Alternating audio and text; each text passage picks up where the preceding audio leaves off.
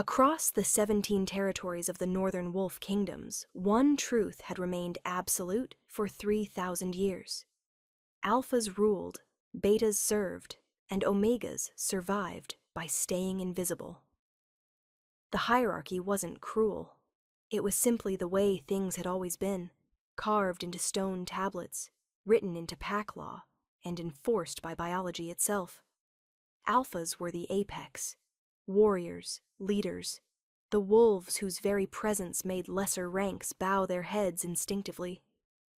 Betas formed the backbone, stable, reliable, the workers who kept society functioning. And omegas? They were rare, precious, and treated like fragile treasures to be protected, controlled, and never, ever allowed to make their own choices.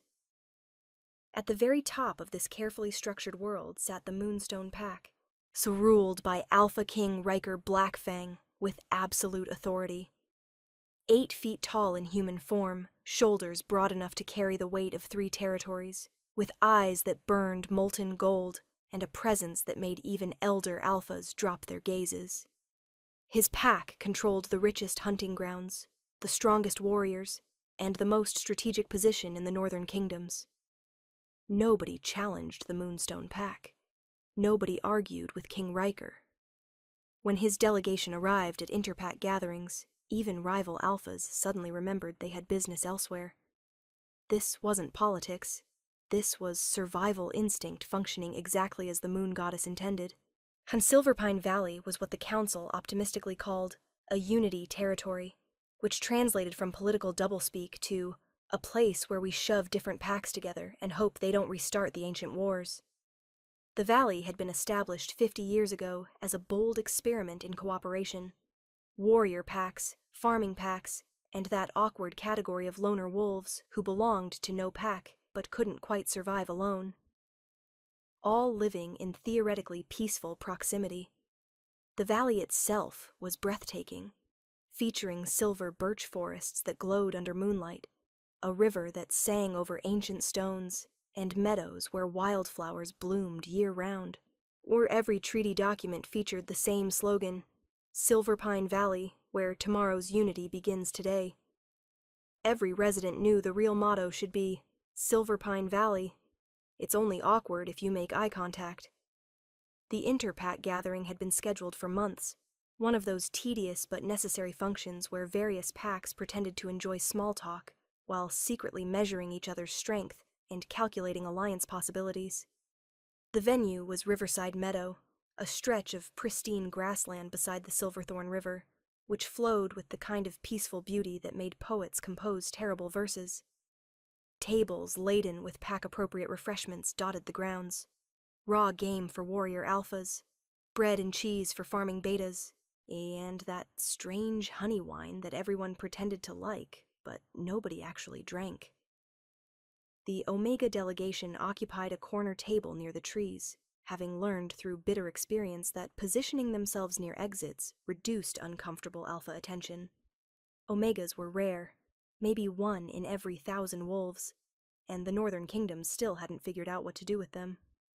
Initially treated as precious breeding stock, then as fragile decorations, they'd been protected so thoroughly that most couldn't leave their pack houses without alpha escorts. The current policy read, Omegas, for their own safety, restricted movement, mandatory chaperones. See Appendix C for courtship regulations. One particular Omega woman from the Willowbrook pack stood near the refreshment table, ear holding a cup of tea that had gone cold an hour ago. She wore practical traveling clothes, leather pants reinforced at the knees, a tunic with hidden pockets, and boots made for actual walking rather than decorative purposes. Her hair was braided back functionally, and her expression suggested she'd rather be anywhere else, possibly including the bottom of the ocean.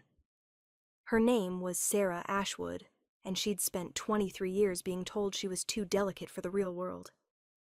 The fact that she'd survived 2 winters alone in the wilderness after her birth pack was slaughtered apparently didn't count as evidence against this theory.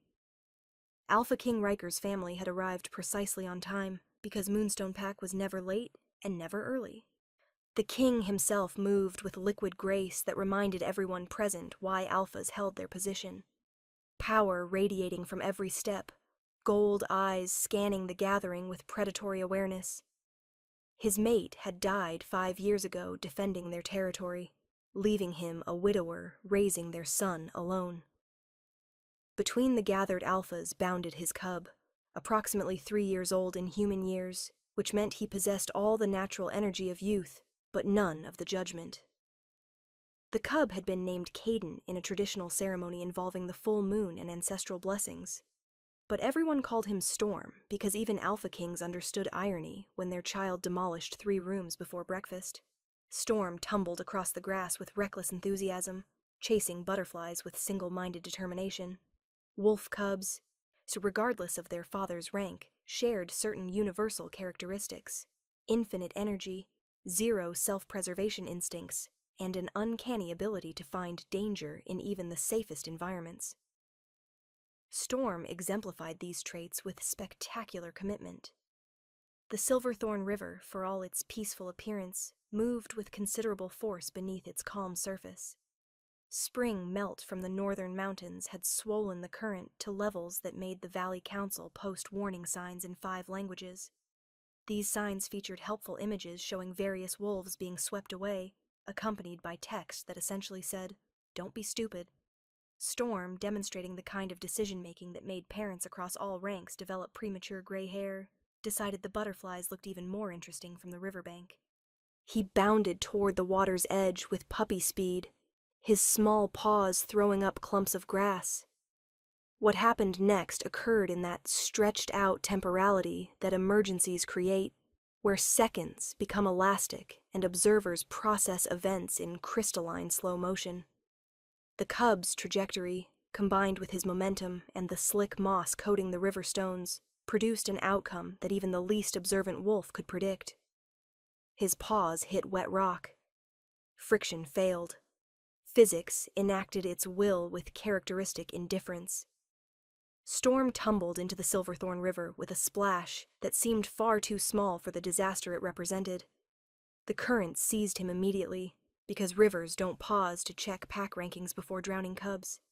His small head appeared once above the surface, his mouth open in a yelp of terror, before the water pulled him under. The rapids downstream churned white around ancient boulders, creating the kind of obstacle course that killed experienced swimmers, let alone 3-year-old cubs who'd just discovered water could kill. Alpha King Riker's roar ripped across the gathering, a sound of pure primal fury and terror that made every wolf present instinctively flatten themselves to the ground.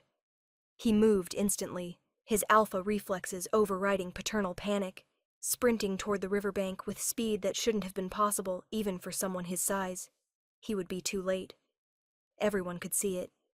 The mathematics of distance, current speed, and wolf swimming ability produced an equation with an unacceptable answer, which was precisely when Sarah Ashwood, still holding her cup of cold tea, set it down carefully on the nearest table, kicked off her boots with 2 efficient movements, and dove into the river without hesitation, ceremony or apparent thought for the fact that she was launching herself toward a drowning Alpha Prince, an Omega, diving in to save an Alpha King's heir. The gathered packs, representing 47 bloodlines and 6 different territories, stood frozen in collective shock as the Omega woman vanished beneath the churning water. Somewhere in the Council's central archives, an old law was being frantically searched. What happens when an Omega defies natural order? The file would need updating. The water hit like a wall of liquid ice because mountain melt didn't care about dramatic rescues or pack politics. Sarah's vision dissolved into churning bubbles and refracted sunlight as the current grabbed her with enthusiastic malice. Her first coherent thought, beyond the screaming physiological response to freezing water, was that she'd made excellent life choices and definitely wouldn't regret this later. Assuming there was a later. The Silverthorn River had opinions about where objects should go, and those opinions involved downstream at maximum velocity. She fought against the current, not by opposing it directly, which would have been suicide, but by angling across it, using the water's own force to propel her toward where Storm had disappeared. Her arms cut through the rapids with strokes that looked inefficient, but somehow worked, a swimming style born from those 2 years surviving alone when delicate omega rules didn't apply. On the riverbank, the gathering had transformed into pandemonium. Alpha King Riker hit the water without breaking stride, his powerful alpha form cutting through the current like a blade. But even he was fighting the river's strength, and Storm was so small, so far ahead.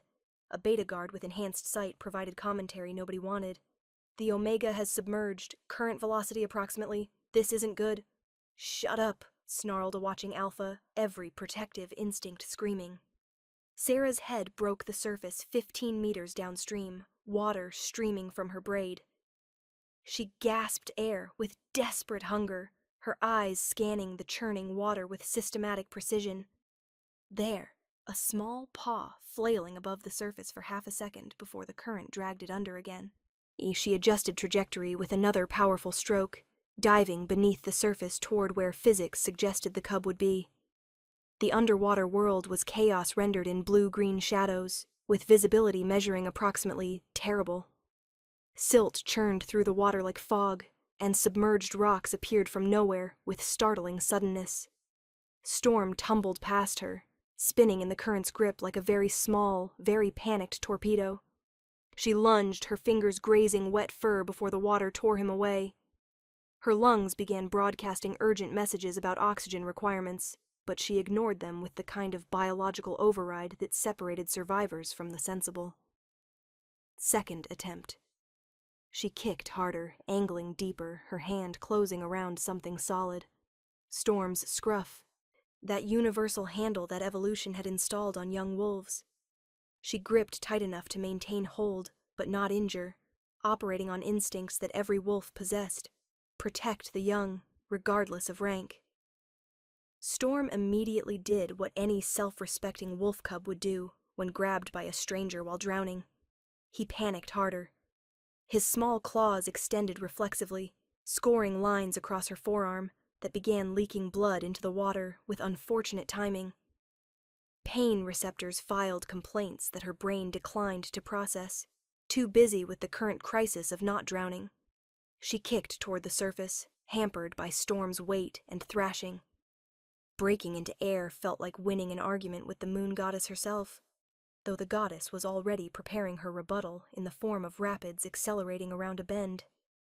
Alpha King Riker materialized beside her with impossible speed, water streaming from his face as he assessed the situation with military efficiency. He reached for Storm, but Sarah was already angling them both toward the riverbank, using an overhanging branch as a target. "Rock!" she shouted, the first word she'd spoken since entering the water. They both saw it, a boulder the size of a wagon lurking just beneath the surface, positioned perfectly to introduce their skulls to blunt force trauma. Riker grabbed Sarah's shoulder with one massive hand and pulled them sideways with strength that redefined forceful. They spun past the obstacle with centimeters to spare, the current shoving them toward the bank with grudging cooperation. Sarah's free hand caught the branch she'd targeted, her grip slipping on wet bark before finding purchase. Riker seized it as well, and together they created an anchor point against the current's insistence. Storm coughed water from his lungs with hacking sounds that were simultaneously adorable and terrifying. Hauling themselves and the cub onto the bank required collaborative effort that pack historians would later cite as unprecedented alpha-omega cooperation. The reality involved significantly more cursing than official reports would mention. Sarah collapsed onto solid ground with grateful gracelessness, every muscle screaming. Storm sprawled beside her, coughing up what seemed like half the river while making pitiful whimpering sounds. Riker crouched nearby, his chest heaving with exertion, his golden eyes cycling through approximately 17 different emotions as he looked between his son and the Omega woman who'd just saved him. Sarah sat up slowly, water streaming from her clothes in quantities sufficient to create a puddle. She looked at the scratches on her forearm where Storm's claws had scored deep furrows, then at the cub himself, who had stopped coughing and was now staring at her with wide, terrified eyes. "Well?" she said, addressing no one in particular, her voice raw from river water. That was exactly as terrible as I thought it would be. Riker's head snapped toward her, and for a moment every Omega instinct in her body screamed warnings about making eye contact with an Alpha King. His eyes locked on hers with an intensity that made her breath catch, not from fear, but from something else entirely. Something that made her skin tingle despite the cold. He was staring at her, really staring, like he was seeing her for the first time. "You!" His voice came out rough, almost broken. "You dove in, without hesitation." "He was drowning," Sarah said simply, wringing water from her braid. "Someone had to." "You're an Omega, and he's 3 years old," seemed more relevant. Riker made a sound that might have been a laugh, or might have been something else entirely. Something raw and overwhelmed. He looked at his son, alive and breathing, then back at Sarah with an expression she couldn't name. Medical teams arrived with the rush efficiency of people who'd been sprinting since bodies hit water.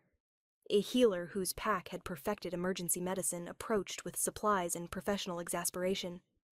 "Don't move," the healer instructed Sarah, examining her with quick efficiency. "You've got lacerations, potential hypothermia, approximately 47 different bruises, and what I'm generously calling reckless hero syndrome." "That last one's pre-existing," Sarah muttered, looking at her shredded forearm with detached interest. Another healer examined Storm with gentle thoroughness, while Riker watched with the intensity of someone prepared to murder anyone who caused his son additional distress. Storm whimpered but submitted to examination, occasionally glancing at Sarah as though confirming she was still there. The gathered packs maintained careful distance, forming a perimeter that suggested respectful space but actually reflected nobody wanting to be within striking range of a distressed Alpha King. Sarah's Omega chaperone arrived in a flutter of panic, already wearing the expression of someone whose charge had violated approximately 47 different safety protocols. "We've talked about this," the woman hissed, throwing a blanket around Sarah's shoulders. "About calculating risk before what? Letting alpha cubs drown?" Sarah accepted the blanket. "I calculated. Water plus child equals bad. Pretty simple math." Riker, who'd been silently processing events while dripping river water, made that sound again, part laugh, part something else. "Simple math," he repeated, his voice making the words sound like they meant something more. "You classify survival instinct as simple math?" "Survival instinct would have been staying on the bank," Sarah's chaperone pointed out with admirable patience. "What she did was..." She stopped, unable to find words for dove into rapids to rescue an Alpha King's heir without any plan beyond grab cub, don't drown. Sarah shrugged beneath her blanket, looking at Storm, who was now being held protectively by his father, still watching her with those wide gold eyes. "He fell in. Someone had to get him. I was closest." This explanation, delivered with the casual tone of someone describing their breakfast, created a ripple of confused silence through the assembled wolves. Packs throughout the gathering exchanged glances that needed no translation, so all asking the same question. What kind of Omega voluntarily endangered herself for an Alpha's child? Omegas were supposed to be protected, sheltered, kept safe, not diving into raging rivers to save others. The Northern Council's ancient laws would need serious revision. Again. Riker stood with the kind of stillness that made lesser wolves wonder if running would help or simply trigger chase instincts. Storm pressed against his chest, occasionally shivering despite the warm afternoon sun, while healers finished their examination with nervous efficiency. Sarah remained seated on the ground, her blanket draped around shoulders that had apparently decided trembling was now acceptable. A healer applied antiseptic to the claw marks on her forearm with careful precision. "These will scar," the healer observed. Add them to the collection," Sarah replied, flexing her fingers experimentally. Riker took 3 steps forward, closing the distance with deliberate slowness. Every wolf present held their breath. When the Alpha King spoke, his voice carried that particular resonance that made wolves instinctively submit. "You jumped into the river." Yes, Sarah confirmed. For my son. He was drowning. Seemed relevant. Riker's jaw clenched. You are Omega. Classified, filed, documented as such across all 17 territories. The paperwork might be wrong, Sarah suggested with the kind of diplomatic grace that made her chaperone physically wince. Omegas don't rescue alpha heirs. This violates every natural law. Maybe natural laws need better fact-checking. Storm made a small sound, drawing his father's attention briefly before Riker refocused on Sarah with burning intensity. You were injured. My son's claws marked you. You could have released him to save yourself. Could have. Didn't want to. This answer seemed to break something in Riker's understanding of universal order. His hands flexed, claws extending slightly before he controlled them. Why? Because he's 3 years old and scared, and the river didn't care what rank he was. Sarah pulled the blanket tighter. Besides, you got there pretty fast. Team effort. The diplomatic contingent exchanged glances that encompassed approximately 47 different versions of, "What the hell are we witnessing?" Riker lowered himself until he was at eye level with Sarah, a position no Alpha King had taken with an Omega in recorded history. Do you understand what you've done? Sarah blinked, processing. Gotten very wet? You've created a life debt. My son breathes because you risked everything. This is not forgotten among my people, among any of our people. His golden eyes held hers with uncomfortable intensity. You've bound our fates through action that supersedes rank, law, and tradition. I really just didn't want him to drown. Yes, Riker said slowly, something like wonder creeping into his voice. That's what makes it significant. You acted without thought of debt or reward. You simply acted. He straightened to his full height, then performed a gesture that made every pack historian present freeze in stunned recognition. He placed his right hand over his heart, extended his claws fully. Orin bowed his head, the ancient acknowledgement of a debt that could never be fully repaid. An Alpha King, bowing, to an Omega. The gathered packs stood in absolute shock. Storm, held in his father's arms, attempted his own version of the gesture with clumsy sincerity, his small hand on his chest. Sarah looked at her chaperone, silently asking if she was supposed to respond somehow. The woman just stared, mouth open, apparently broken. You're welcome? Sarah offered tentatively. Riker's lips curved into something that wasn't quite a smile, but held the same warmth. What is your name, Omega? Sarah. Sarah Ashwood of Willowbrook Pack. Sarah Ashwood. He said it like he was testing how it felt. I am Riker Blackfang, Alpha King of Moonstone Pack, and I owe you a debt that can never be repaid. You really don't? I do. His voice dropped lower, rougher. By ancient law and personal honor, what you need, what you ask, within my power to grant, is yours. Sarah's heart did something complicated in her chest. An Alpha King was offering her anything? I don't need anything. I'm fine. Riker's eyes swept over her soaked clothes, her bleeding arm, her trembling frame. You're cold, injured, and lying. His tone gentled slightly.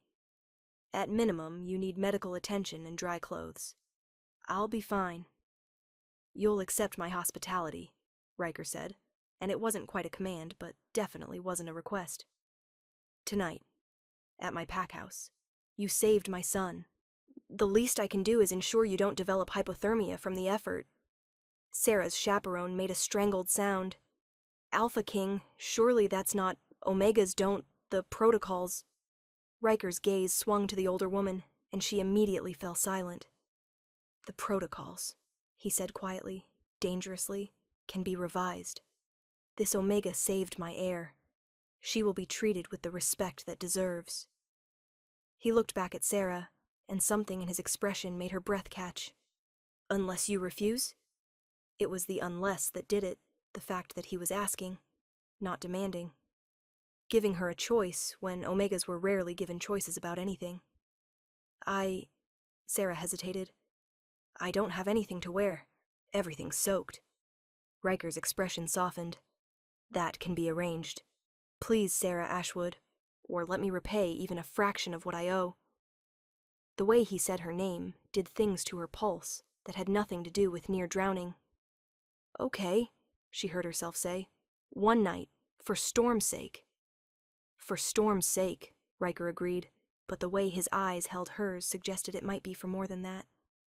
News traveled through the pack networks with the efficiency of gossip and the embellishment of legend. Within 6 hours, 42 pack houses had heard about the incident, each adding their own interpretation.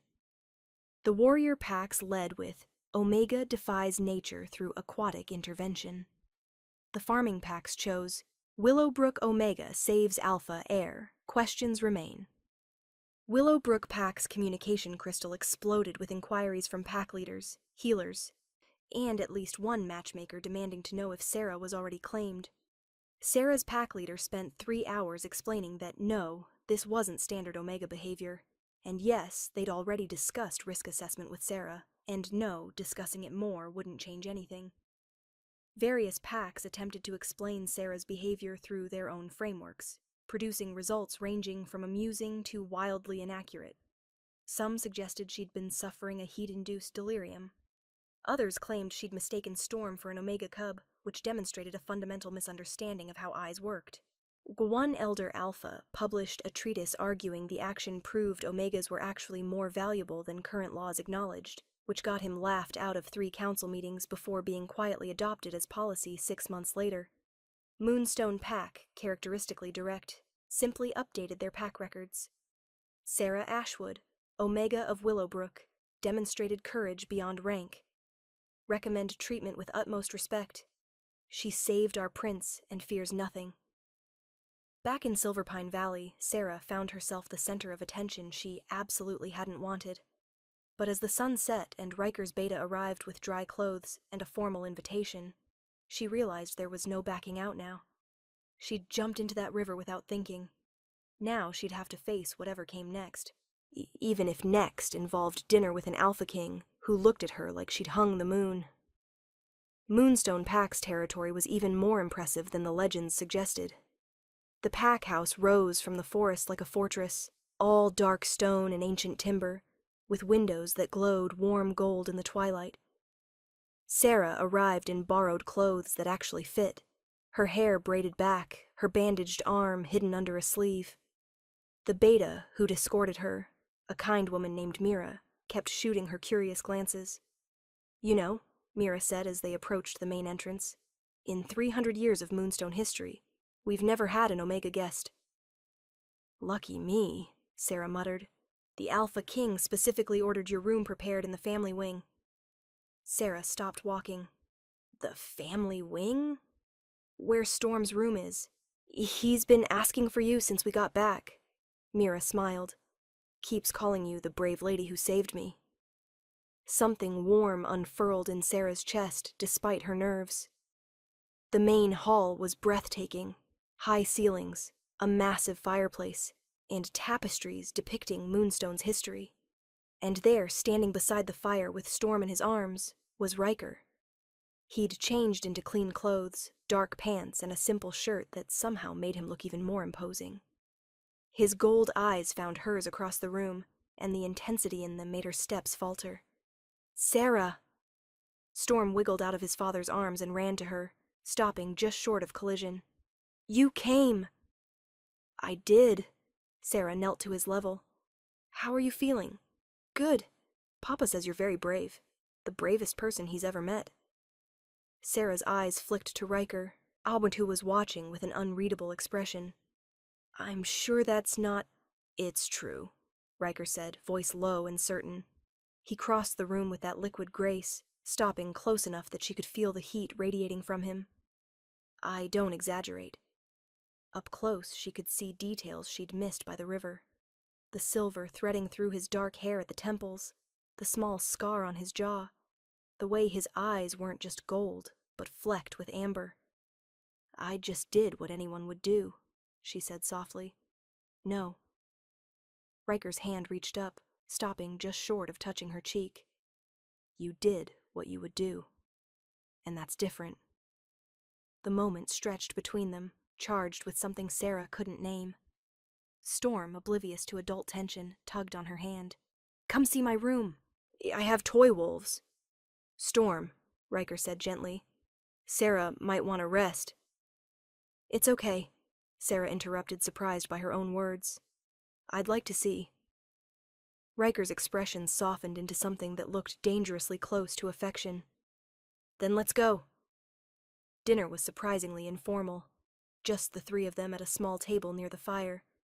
Storm chattered endlessly about his toys, his friends, how the river was scary, but Sarah was scarier because she wasn't afraid. Riker mostly listened, occasionally interjecting, but his eyes kept returning to Sarah with that same burning intensity. He's usually shy around strangers, Riker said quietly when Storm ran off to get a toy. I've never seen him warm to someone so quickly. Maybe he knows I'd jump in again, Sarah said lightly. Please don't. Riker's voice went rough. Once was enough to take years off my life. You dove in, too. He's my son. I had to. His eyes held hers.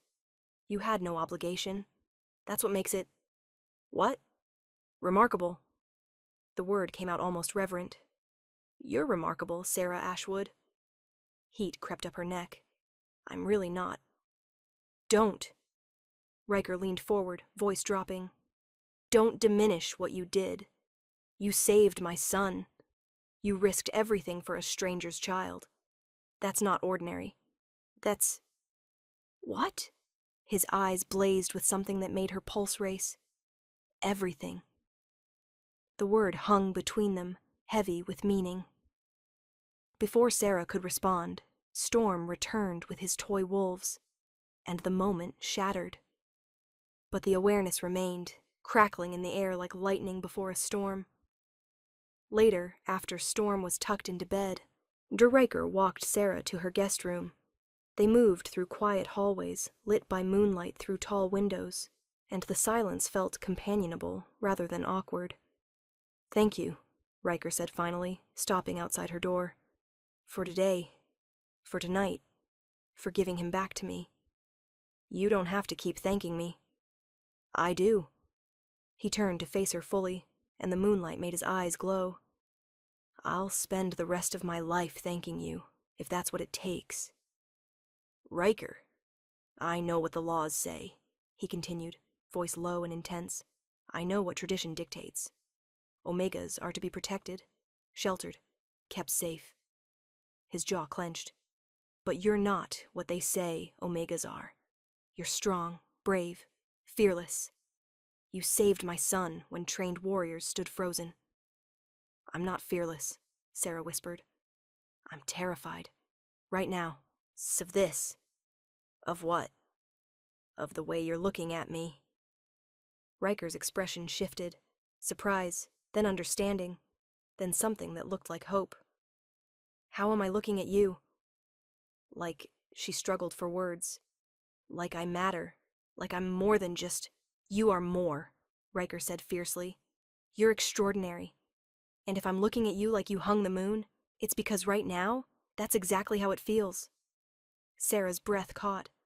This is crazy. We just met. You're an Alpha King. I'm an Omega who's supposed to... Supposed to what? Be small? Quiet? Obedient? Riker's voice turned almost angry, but not at her. Whoever taught you that lied. You're meant to be exactly what you are. Someone who dives into rivers to save drowning cubs. And someone who doesn't let rank or rules stop her from doing what's right. You don't even know me. Then let me, Riker said simply. Stay. Not just tonight. Stay, and let me know you. Let Storm know you. You saved him, Sarah. But I think... His voice roughened. I think you might save me, too. It was too much, too fast, too overwhelming. But when Sarah looked into those burning gold eyes, she didn't see the Alpha King who made warriors tremble. She saw a father who'd almost lost his son. A man who looked at her like she was precious, like she mattered. "I can't just stay," she whispered. "I have a pack. Obligations." "What if I spoke to your alpha? Arranged a transfer?" "Riker, I'm not demanding," he said quickly. "I'm asking. Because for the first time in 5 years since I lost my mate, I feel like I might have a reason to hope again." His hand reached up, finally, gently brushing her cheek. The touch sent sparks through her entire body. "You don't have to answer now," he said softly. "Just think about it, please." Sarah couldn't speak, could only nod. Riker's thumb traced her cheekbone once more, then he stepped back with visible effort. "Good night, Sarah Ashwood. Sleep well, knowing you gave me back my world today." He left before she could respond, and Sarah stood frozen outside her door, heart pounding, mind racing. She'd jumped into a river today, but somehow this felt even more dangerous. And yet, she couldn't stop thinking about those golden eyes, about Storm's laughter, about the way Riker looked at her like she was something precious instead of something fragile. Maybe, just maybe, and she'd take another leap. After all, she'd already proven she wasn't afraid of deep water. What was one more jump into the unknown? Especially if Riker Blackfang was waiting on the other side.